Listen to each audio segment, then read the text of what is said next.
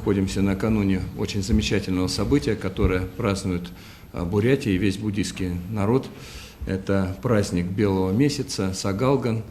По буддийским всем канонам это встреча Нового года. Она приурачивается к началу Нового года по лунному календарю. И вот этот праздник у нас будет отмечаться 11 февраля. Ну, чем замечательный этот праздник? Этот праздник имеет очень глубокие корни. Сначала он вообще считался, что это праздник белой пищи. Его праздновали осенью, когда уже заканчивалась сельхозкампания, когда собирали урожай, когда получали хороший надой, их сохраняли.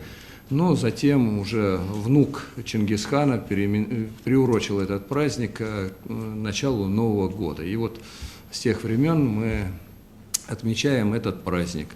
В начале, ну это обычно всегда либо начало февраля, либо конец февраля, ну примерно вот в эти вот сроки.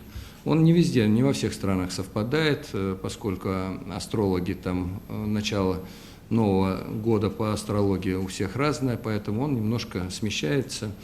Но, тем не менее, это самый любимый праздник людей, проживающих в Республике Бурятия. Он такой душевный, на самом деле приятный праздник. Почему? Потому что в этот месяц, а праздник отмечается целый месяц, все молодое поколение обязано поздравить старшее поколение.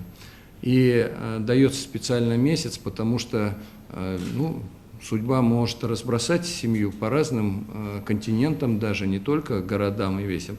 Вот, и дети все равно находят возможность, чтобы приехать к родителям и поздравить. Конечно же, очень широко отмечает этот праздник буддийский мир.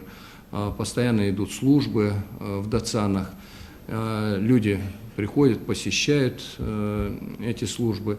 Идет накануне этого праздника, идет очищение от всех проблем, которые за предыдущий год есть. Буквально за сутки люди приходят в дацаны для того, чтобы на черном так называемом кострище сжечь все свои несгоды.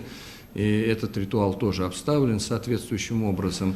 И считается, что люди уже 12 февраля выходят очищенными и с добрыми помыслами, намерениями и готовы уже к новой жизни. Конечно, для этого нужно быть верующим, надо ходить на молебны для того, чтобы приобщиться к этому. Праздник потому и считается таким очень почитаемым, потому что люди его ждут всегда с нетерпением, а потом, естественно, празднуют. В этом году мы 11 февраля приурочили еще и с началом года туризма в нашей республике.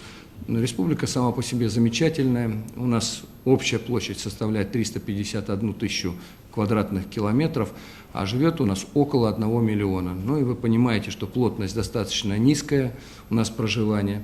Мы живем на берегах великого озера, у нас его называют море Байкал. Ну и если вы возьмете старые карты, то во всех старых картах написано море Байкал. Это потом, уже позже стали называть его озером Байкал.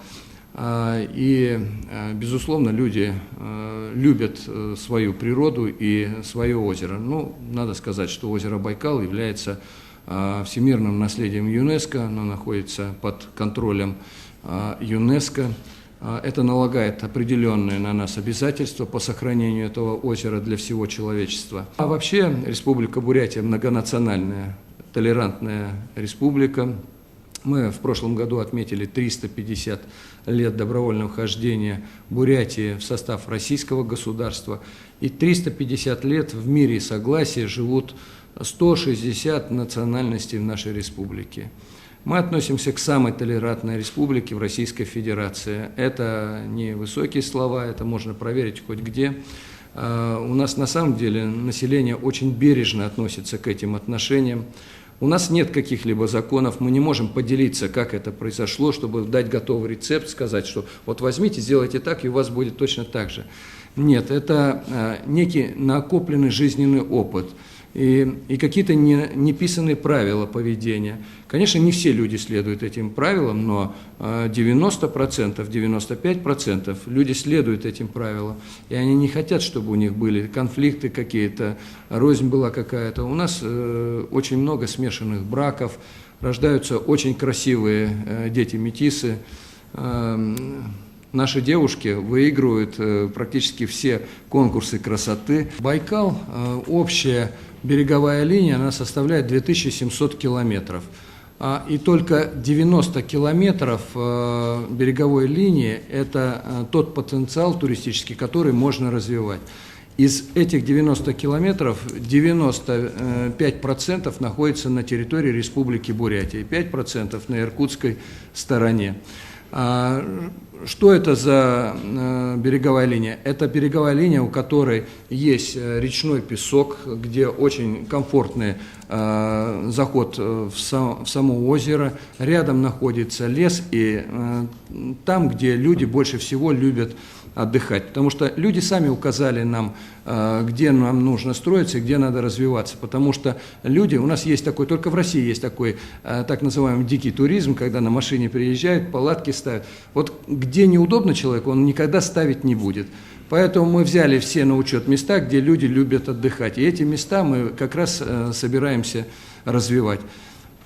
Сегодня мы взяли всего 5 участков. Это капля в море. Потенциал у нас огромный. Мы не хотим разрываться, потому что нам нужно закончить этих 5 участков, создать всю необходимую инфраструктуру для того, чтобы сделать культурный отдых наших граждан. Потому что всегда, вы, может быть, слышали, такие и репортажи проходили о загрязнении берега Байкал. Это правда на самом деле, потому что когда мы, как органы государственной власти, не создаем условия для отдыха, люди создают их сами. А как они создают? Они приехали на машине, взяли топор и пошли вырубать ценнейший лес для того, чтобы там пожарить себе что-то, сварить что-то себе и так далее.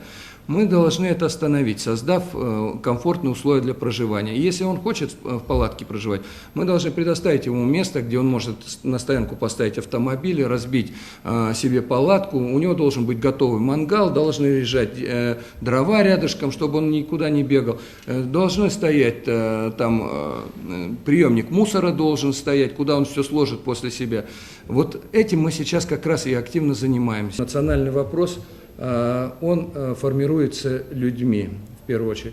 Как только правители начинают вмешиваться туда и правила устанавливать, обязательно возникают конфликты интересов. Вот мы идем по принципу хирурга – не навредить. Мы стараемся поддерживать те сложившиеся отношения, которые есть между людьми. Мы не пытаемся зарегулировать их ни в коем случае, потому что когда начнешь регулировать, обязательно затронешь интересы тех или иных групп людей. И тогда национальный вопрос выйдет в полный рост, тогда вот мы его не сможем уже затушить.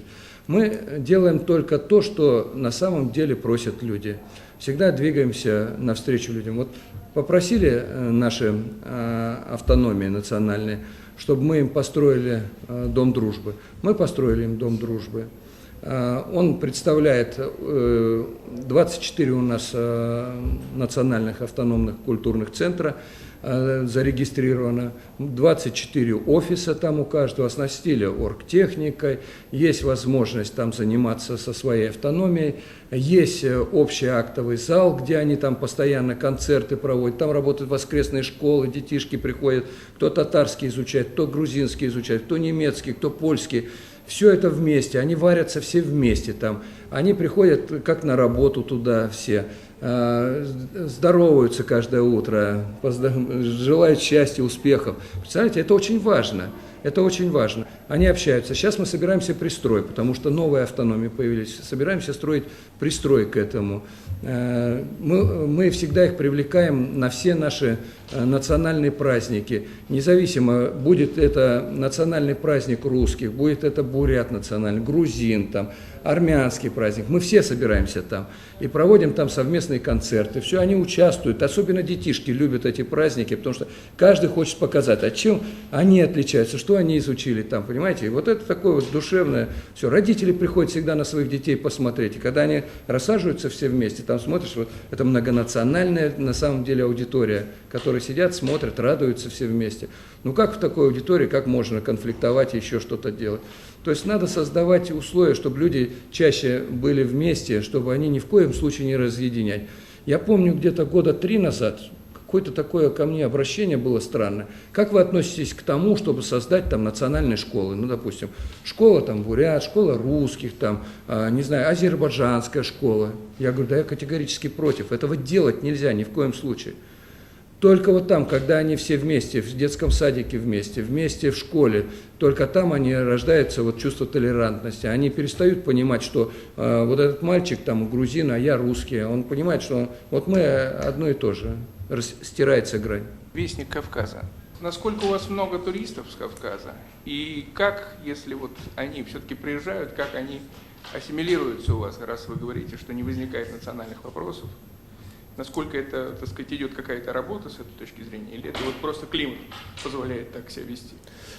Я бы не сказал, что вот какая-то есть миграция такая мощная. Приезжают, у нас есть, вот я сказал, автономные культурные центры, которые очень активно поддерживают связь со своими земляками, и люди приезжают. Но поток, я не сказал бы, что он так прям массовый, вот скажем, с того же Азербайджана или Армении.